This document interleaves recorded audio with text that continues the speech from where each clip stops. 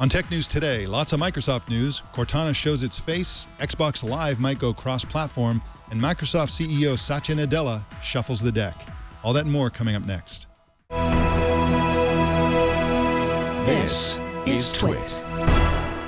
Bandwidth for Tech News Today is provided by CacheFly at CACHEFLY.com.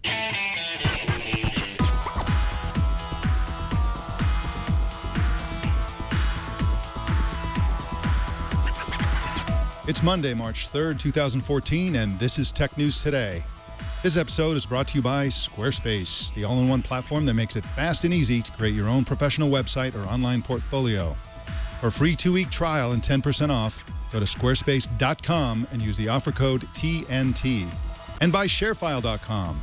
Enhance your workflow and send files of almost any size easily and securely with ShareFile by Citrix. Try ShareFile today. For a 30-day free trial, go to sharefile.com and click the microphone and enter TNT. Welcome to Tech News Today. I'm Mike Yelgin. And I'm Jason Howell. On Tech News Today, we explore the most important stories of the day in conversation with the world's leading journalists. Our guest co-anchor today is Jason Heiner, Global Editor-in-Chief of Tech Republic and Global Long-Form Editor of ZDNet for CBS Interactive. Welcome, Jason. Hey, glad to be here. Thanks, Mike. So Jason 1 or Jason 2, whichever one you are, did you guys watch the Oscars? Oh, yeah. No, I only saw the tweet afterwards. You saw the tweet. The tweet. The tweet. Yeah. The tweet that shut down Twitter. Well, Oscar host Ellen DeGeneres pulled together a pack of celebrities for what she said would be the most tweeted selfie ever. And it was, breaking both the previous record held by President Obama and also breaking Twitter, which crashed. At Showtime this morning, Ellen's retweet count approached 3 million. Samsung was a major advertiser for the show, and Ellen appeared to be using a Samsung Galaxy Note 3 on stage during the show in what appeared to be a paid product placement. But, Jason, you know, backstage, it wasn't a Samsung device she was using. It was not. It was an iPhone. That's right. She pulled an Alicia Keys on us, and apparently she's a big iPhone fan, was doing the Samsung thing just for show. Yeah, you know, the digital age, you can't hide, and it's tough to fake it in the digital age. You know, we leave little traces of things, and in this case, you know, the Twitter showed that she was tweeting from her iPhone when she was backstage. So there it is. That's right, and pundits are always watching. In this case, Danny Sullivan, the search engine expert and general analyst, did a tweet by tweet analysis of Ellen DeGeneres' tweets during the show and found actually 3 sources of tweets, one from the Samsung, one from the iPhone, and another one from her flunkies who were tweeting for her on her behalf. So great analysis by Danny Sullivan. But why don't we get to some actual news? Yeah. We reported last month that Microsoft's upcoming Windows 8.1 update will include Cortana, which is a virtual assistant comparable to Apple's Siri and Google Now. The Verge's Tom Warren has dug up new information about how Cortana looks and functions. And with us is Tom Warren, senior editor for The Verge. Welcome, Tom. Good morning. So what have we learned about, what have you learned from your sources about how Cortana will work? Yeah, I mean, it's not too dissimilar to what we were discussing last month, but essentially we've got screenshots of how it sort of looks and feels. It's basically a circle that will pop up on the screen and will animate and sort of move around according to however you're sort of interacting with it.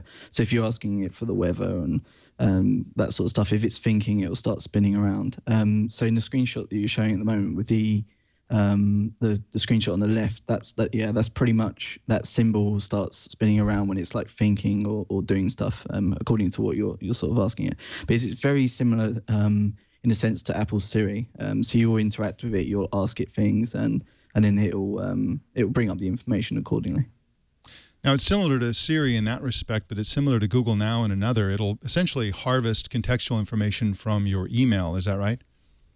Yeah, I mean, that's a new part that we weren't quite aware of last month. So it looks like it's going to find like when your flights are leaving, which is kind of something that Google now does. It will pop up notifications say you need to get to the airport in 30 minutes because your flight's leaving. So it looks like it's going to do that, which is kind of interesting because that's one of the sort of things that Microsoft really goes after Google with the Google stuff. I'm guessing that the the Cortana notebook stuff, which is essentially their way of keeping this stuff private and allowing people to like opt in. I'm guessing that's how they're going to sort of get around that, and position it as a way that it's not going to be doing this automatically by default. Because we do know that the notebook feature is essentially where it will scan this stuff like your texts and obviously your emails as well. But it will actually pop up and say, am I allowed to access and store this information, rather than just doing it and throwing up a notification in a couple of days' time. And just a refresher, the notebook feature of this is something you and I talked about before. And it was, yeah. The way this works is essentially that this is it reveals in plain English all the stuff that Cortana will know and can access, and you can go in and edit it and say, well, I don't want you to know that. I don't want you to refer to that. I don't want you to say that. And so it sounds like a kind of a nice a feature. Now, of course, Google Now taps into Gmail and finds out that you're going to the airport, or finds out other information, and then uses that in Google Now. And of course, Microsoft has a comparative product to Gmail, but they also have Outlook on the desktop and Exchange. Do we have any information that they may be using those products to harvest information for Cortana? Yeah, I'm not 100% sure on exactly how the email scanning stuff works. But given this is on the phone, I'd assume that it's going to be able to tap into the local email accounts that you've got set up on the phone, and sort of pry information from there. Whereas Google Now is kind of more a server-side thing. I guess Microsoft will probably do a bit of a combination of both, so that it'll probably be more powerful on its Outlook.com service. But I'm fairly sure that it will also scan any email accounts that you've got on Windows Phone and be able to act on those as well. Now, Jason Heiner, do you use either Siri or Google Now, or both? Both, yeah. Google Now I find super useful, especially when tied with Android alerts. Siri, not quite as useful. Don't use it as much. Mm-hmm. And why is that? What is it about Siri that makes you not want to use it so much? Yeah, well, the voice recognition isn't quite as accurate. And more, it's Google Now. It really is the data mining stuff that is the most useful, and obviously it's the most controversial. As Tom pointed to, it is really interesting that that's one of the things that Microsoft has been hitting Google with pretty hard, of all this sort of passive scanning and sort of trying to scare people into thinking that Microsoft is going through all of their data, that Google's going through all of your data in Gmail and things like that.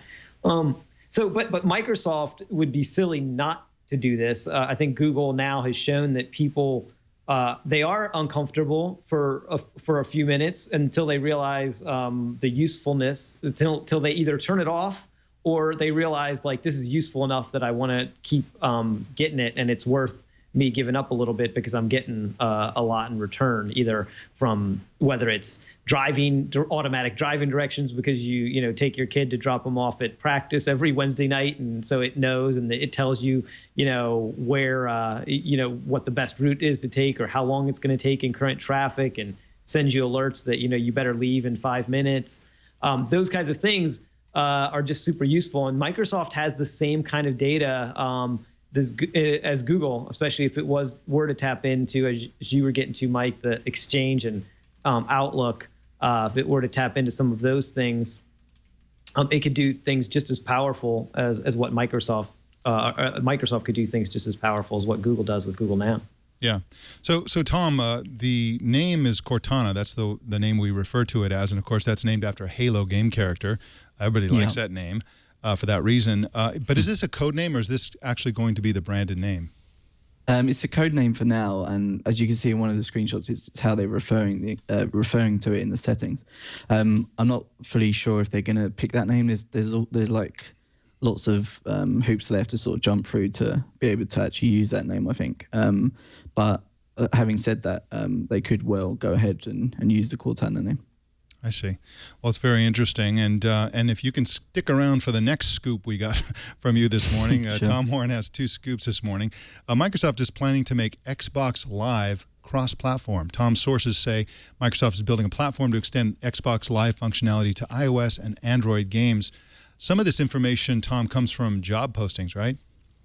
Yeah, that's right. There was a job posting that went out last week, and people were sort of trying to guess around like what they're actually doing.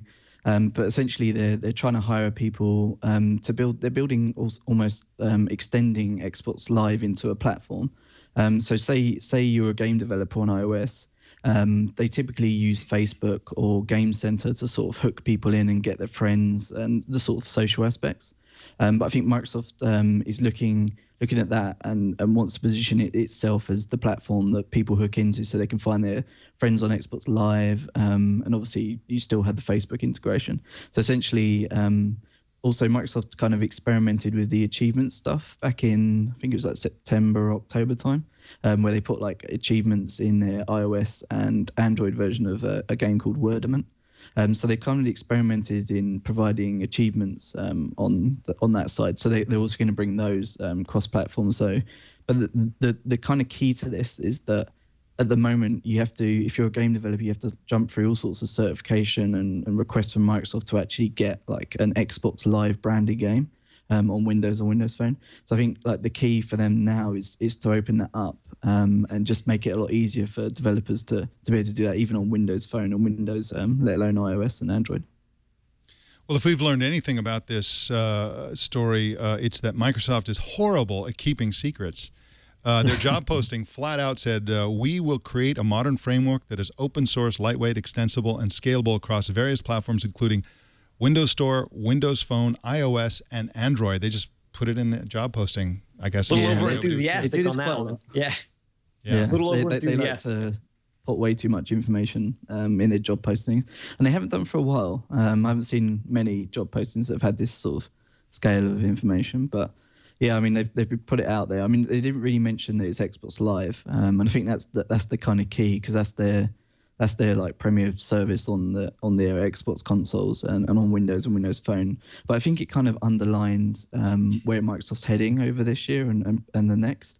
And with Satya Nadella talking about cloud first and mobile first, it's kind of underlines that they need to have these apps and services across all of their platforms. And this is obviously going to be a key way that they're going to position Xbox just to make it work across all of these devices. Whereas if you bought like an iPhone, you'd get Game Center, but you wouldn't be able to use that on your Android tablet and vice versa with Google stuff. So I think they want to be the platform and the software company that will be across these devices, and that's sort of coming with the Xbox Live stuff as well. Well, it's very fascinating. I thank you for coming on and explaining both of your scoops this morning, Tom. No worries. Thanks.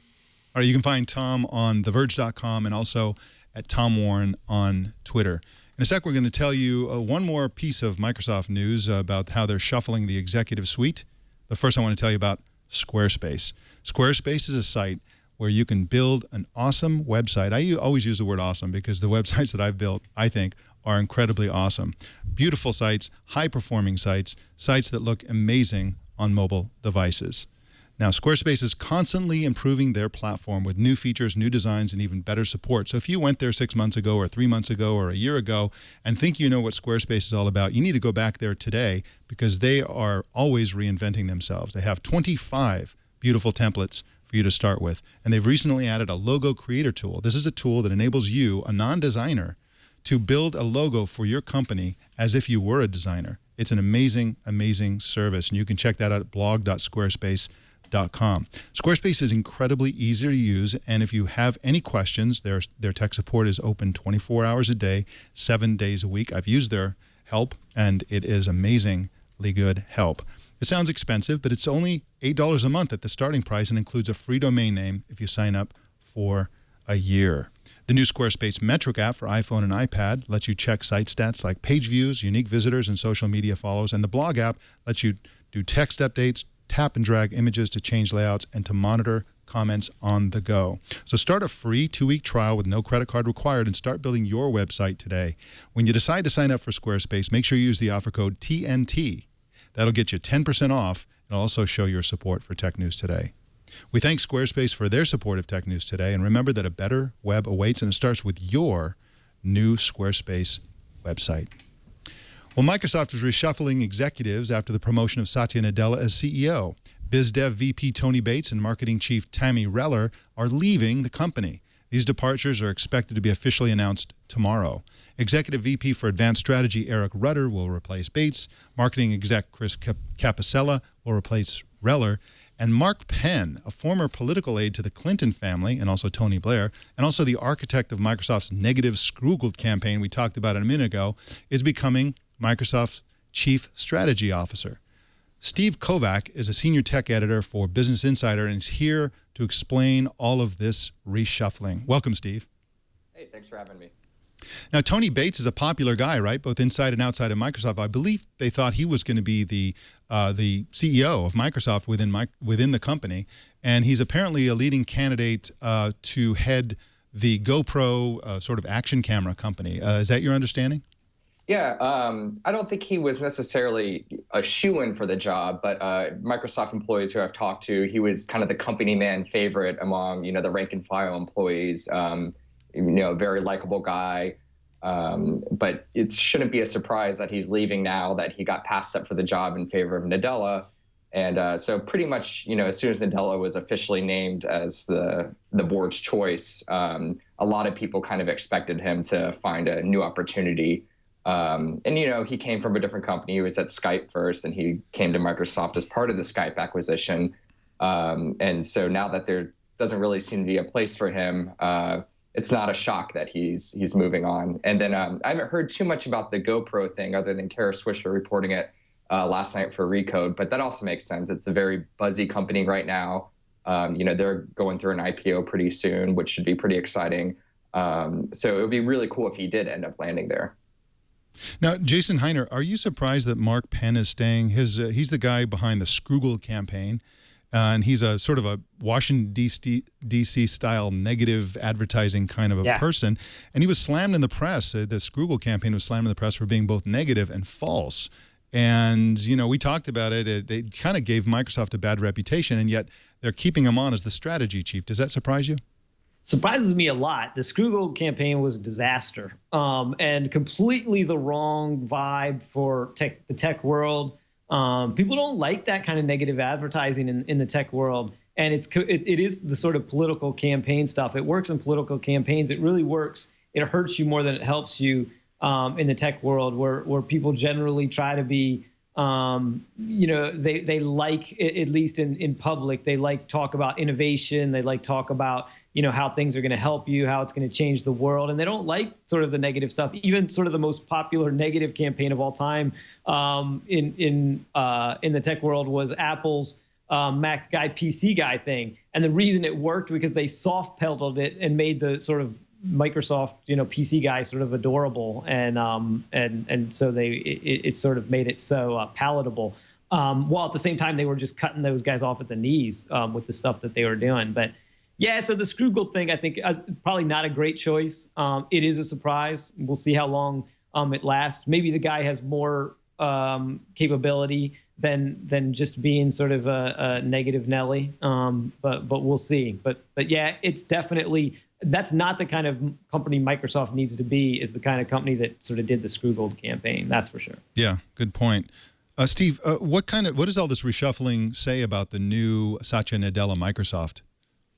Well, I think going back to the Mark Penn thing a little bit, I mean, the Scroogle campaign is still going on. They have a site now, and you can buy Scroogle gear and things like that. So it's still going to keep happening without Mark Penn spearheading it. And it should be noted that, I've heard from this move that's going to happen and being announced tomorrow, he's not going to have control over that massive advertising budget anymore. So you might see Scroogle kind of fade off a little bit now that he doesn't have control over that budget. And like you said, they've been slammed a little bit for getting it wrong and, taking a product like Gmail that everyone loves anyway, and they don't mind seeing some ads in there. And actually, like we were talking about Google Now earlier, kind of looking into your private information or your Gmail can actually be useful for a product like Google Now.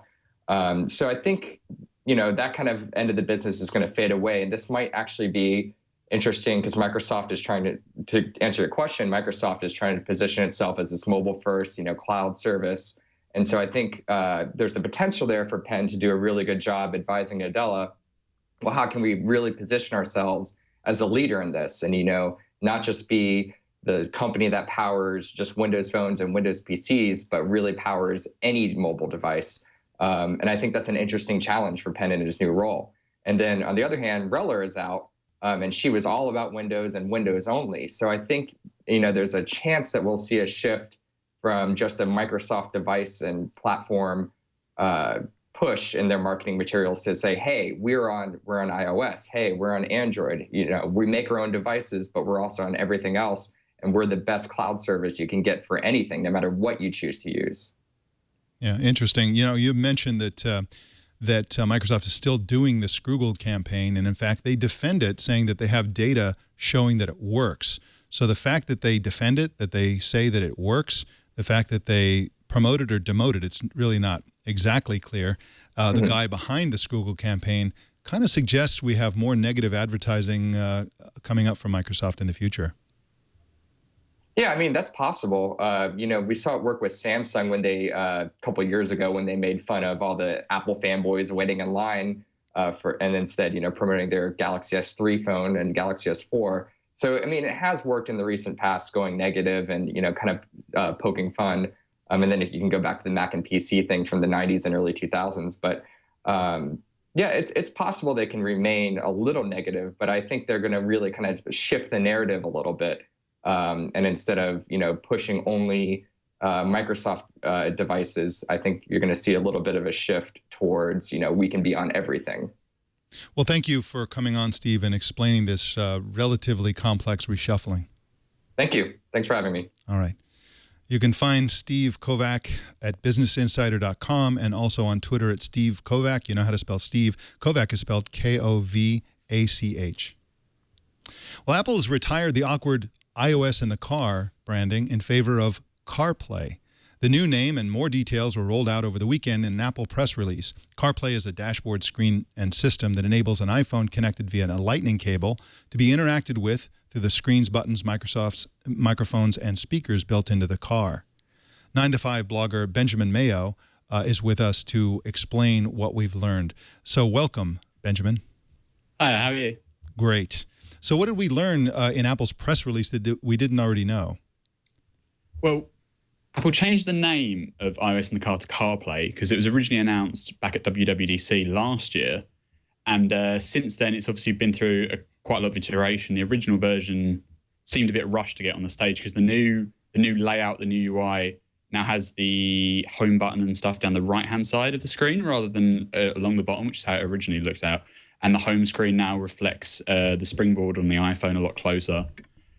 Interestingly, a developer who can't be named who actually works for Apple said that in countries where you drive on the other side of the road, the home button will actually move over as well, which is one of those smart little changes. And Apple went into more detail about just what you can do. It's essentially a stripped down version of iOS meant for the car, just like how they want you to have a custom interface for the iPad apps. They want a custom interface for the car UI. You can control music, navigation, text messaging, and phone calls effectively through it. Now, most of the services are restricted to Apple stuff only, so there's no Google Maps here. It's Apple Maps only for navigation, routing, point of interest, which depending on where you're from is obviously a negative or a positive. Music, you can have other apps integrating. They quite like Spotify and Beats Radio in the list, but that requires certain APIs to be introduced that are actually in 7.1, so you can't have any app. It's, again, limited and stripped down, but they should increase as time goes on. So what car companies do you think are going to be first to support this? Well, this was actually announced at the Geneva International Motor Show, which was late last night, and they said that Volvo, Mercedes, and Ferrari are demoing cars this week that have this integration. And about 13 more coming later this year. Apple has said deals with like Ford, BMW, Nissan, Toyota. Hyundai is quite a big name in the US. It's probably the most consumer-facing brand out of the bunch. It's probably not a surprise to see Ferrari on the list. Eddie Q, Apple's SVP, Internet Software and Services, actually sits on the board. So that one wasn't really a shock. But there are some big absences, like any of the Volkswagen group, like Audi is completely absent. And Tesla's not there for people who are big fans of the electric vehicles. But to start with, Volvo, Mercedes, and Ferrari will be the first out the gate. Well, the biggest news of all this, of course, is that they will support their own podcasting app, which means that everybody can listen to Tech News Today in their car. That's really the screaming headline here, Benjamin. So So there's a suggestion that they're picking apps. The music apps are all kind of selected by Apple, right? And so there's a possibility that they could select other apps in the future. Now, it's important to note, as I understand it, and you can correct me if I'm wrong here, but everything is running on the phone, right? The dashboard system itself is mostly an interface, and all of the apps and all of the intelligence are essentially happening on the phone. Is that correct? Yeah, it's basically set up like an external display. So the dash just reflects whatever, because you have to dock the phone. So the phone's plugged. So while it charges, it displays an external output. But the car can also take input, obviously, via the touchscreen. Or some cars have like dials that you twist to navigate through menu options. It will support that as well. But yeah, it is effectively the phone runs everything while you're driving, which is in a way, it's quite nice because once you get out of the car, the phone knows what state your car was in. So if you were navigating on the car, as you leave the car, it can carry on giving you walking directions, for instance, on the phone. With the music apps, it's unclear, and Apple hasn't really responded to comment on this, but it seems like you have to implement a new API that's in iOS 7.1, and ahead of the announcement, Apple's worked with like Spotify and Beats to get this ready to go. But theoretically, down the line, you should actually any app should actually be able to support these like media control APIs and be listed on the screen. Now, Jason Heiner, were you surprised that they're going to be requiring a wired connection? It sounds like it's not going to be a Bluetooth connection to the dashboard. That surprised me. Did that surprise you? Yeah, it is a little surprising, but I think it is an ease of use thing. I mean, I use some Bluetooth streaming in the car sometimes, and man, it can still be kind of flaky, and it can be, you have to sort of set it up and reset it up and sometimes pair and repair and things like that. So it can get kind of goofy. So I can see where they just want to make you plug it in, not because they couldn't do Bluetooth, but because some of the limitations of Bluetooth and how it can, kind of flake out a bit. So I think that's really all that's in it, is just an easy use thing. Yeah, and I'm sure the performance, they really got spanked on performance with Siri, which can be bad enough when you're interacting directly with the phone. In this case, they're going to be interacting through the car, to the phone, to the servers to do Siri, and with the potential lag of a Bluetooth connection, I can see how that could make Siri pretty much unusable in a car. Well, well, Benjamin, I want to thank you for coming on and telling us about the new CarPlay. No problem. Thank you. All right, you can find Benjamin's work on 9to5mac.com, and you can find Benjamin himself on Twitter at BenjaminZAMayo, just like it sounds. Well, here's a crazy story that kind of blew my mind this morning. Police in Florida were caught by the American Civil Liberties Union of using a cell phone tracking device 200 times without a warrant. The tracker is called a Stingray, and it basically works by simulating a cell tower to trick smartphones into revealing their locations. The police said it was okay for them to bypass the law or the Constitution or whatever it is they were bypassing. Why did they think that was okay? Because they signed a non-disclosure agreement with the company that makes the tracker, and therefore they weren't allowed to talk about it to the judge. Jason Heiner, this blew my mind that they would actually say that with a straight face. Yeah. The thing about this is it's all the scariest stuff that we all worry about in the digital age, right? There's a certain amount of uneasy trust. I don't know if trust is the right word, but expectation that companies aren't going to do things like this, and especially governments aren't going to do this. But there's the fear that they are and they will, do these kinds of things. And so the public trust in these kinds of cases it's still there, but too many of these things, and it's going to be, it's going to wear away the public trust, and that's not good for the digital age.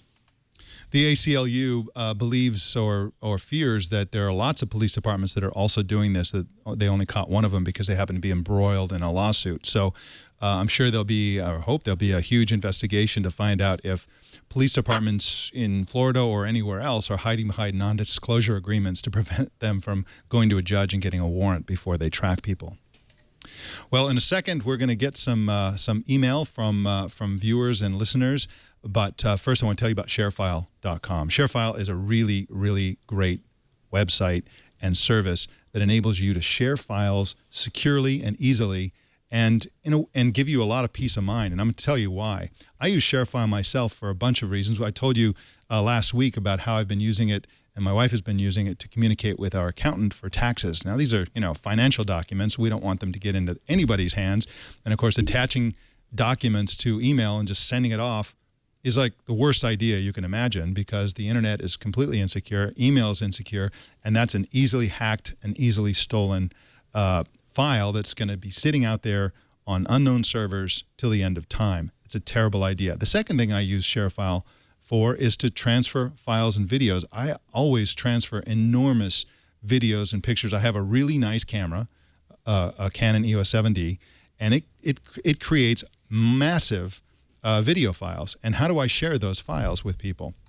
You don't want to just post them somewhere on an insecure site or someplace where we don't know how to get them. By using ShareFile, it's a very simple process of sharing these files in a way that makes me know where they are, know who's getting them, and makes it easy for those files to get into companies where they may have limitations on how big a file can be. And the other thing is version control. Whenever you create content, you always have to worry about, is this the latest version? Is that the latest version? If you're sending documents around as attachments, somebody may be working on an old version while somebody else may be working on the newer version, and now you've got a problem. So with ShareFile, you can always have a single version that everybody, everybody's off the same page, literally off the same page. So that's a hidden benefit.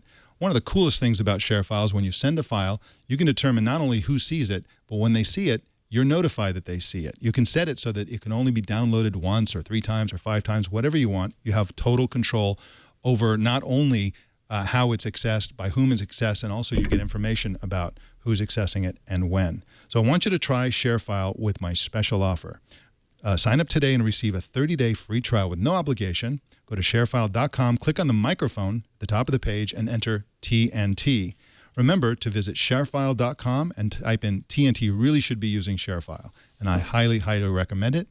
And I also thank ShareFile for their support of Tech News Today. Well, we got some interesting email about the Ara phone, Google's Project Ara. It comes from Ian Pottinger from Vancouver, and he wrote, "Hello, Mike, Jason, and Natalie." Natalie was our guest co-anchor last week. On Tech News Today, episode 953, you discussed Google's Project Ara modular cell phone as a mobile market disruptor. But must it be only a cell phone? Talk of a Wi-Fi only version implies that a cellular nature of Project Ara is not a given. Google or some enterprising third party could create alternative communication modules, an Ethernet port, radio transmitter, or infrared blaster. Project Ara need not be confined to the phone market. It has the potential to branch out as an affordable, easily customizable, yet powerful mini brain for gadgets, toys, appliances, and heavy equipment. And also, he didn't mention it, but robots. And leaving the cellular antenna and devices like Project Ara could play a significant role in making possible, quote, the Internet of Things. Built on top of Android, Ara-controlled devices could gain new capabilities with the simple installation of an app. This is a great, great point. Why are people calling it a phone when this is really a maker device? This is something that can be made out of anything. Are you excited about Project Ara, Jason Heiner? I mean, this is a shocking.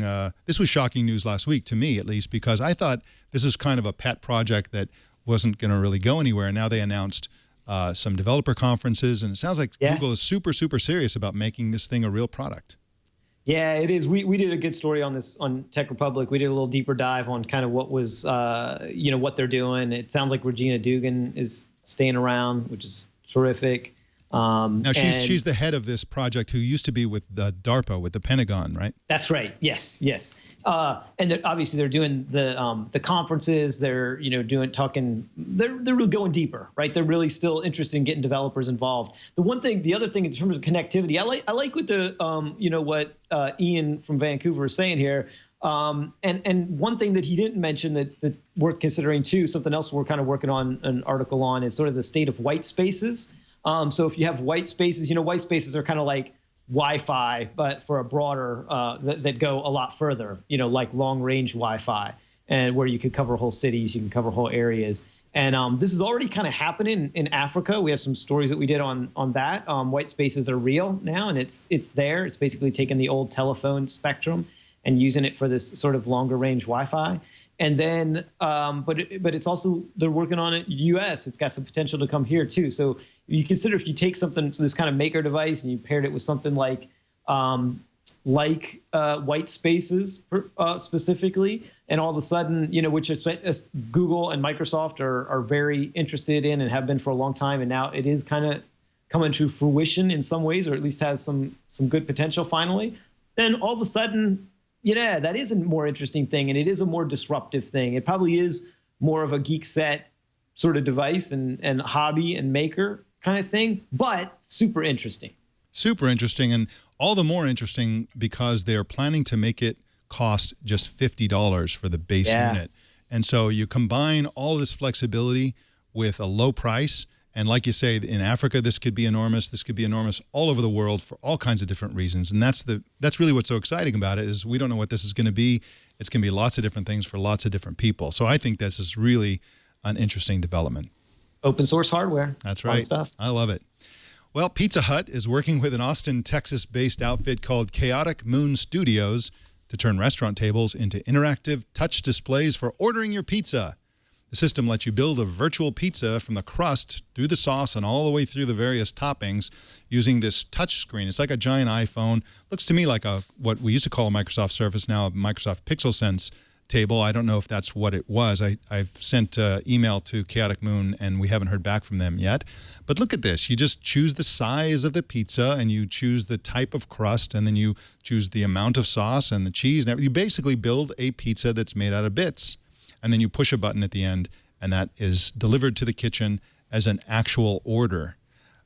Jason, I think this is brilliant, and I would love for more restaurants, especially junk food restaurants like Pizza Hut, to turn their tables into interactive touch displays. Not only can you have this more interactive touch display that kind of replaces the waiter, which saves money for the company and helps them pay for these expensive screens, but it also, you can have games and promotions and all kinds of things. I think this would benefit everybody, from the customers to the food chains. What do you think?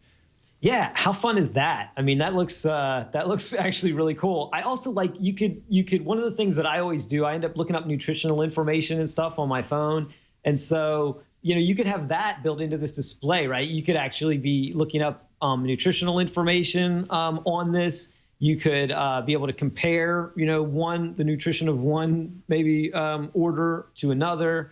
You could be able to customize. One of the things that restaurants hate, I always feel bad when I ask them to customize something. Can you leave off the mushrooms, or can you leave off the onions or whatever?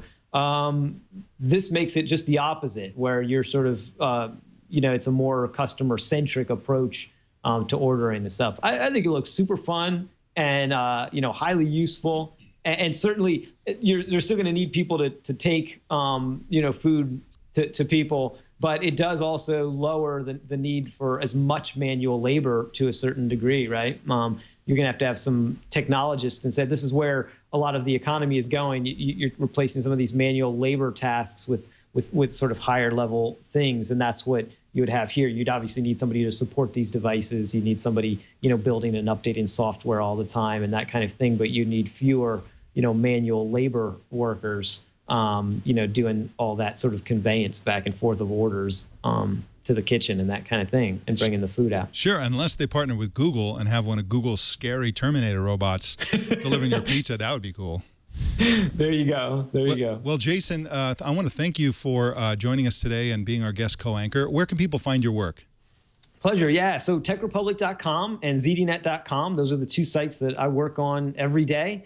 ZDNet, we have a new special feature that we're launching today called Tablets. Where's the Productivity? And it's all about, how businesses are using tablets in smart and creative and interesting ways. And some of the challenges that they're facing. There are times when tablets aren't necessarily the best solution, which some people are realizing, as cool and as flashy as they look. And then, Tech Republic, that's ZDNet. ZDNet is a lot of lots of news and analysis and opinion from lots of great thought leaders. And then Tech Republic is our site that is our more 21st century online magazine for technology thought leaders. And so you can find me at both places. You can find me on Twitter at Jason Heiner. And thanks for having me. It was a great conversation today, Mike. Well, thanks for being here today. I really appreciate it. Well, you can get breaking news from Twit by following Twit News on Twitter.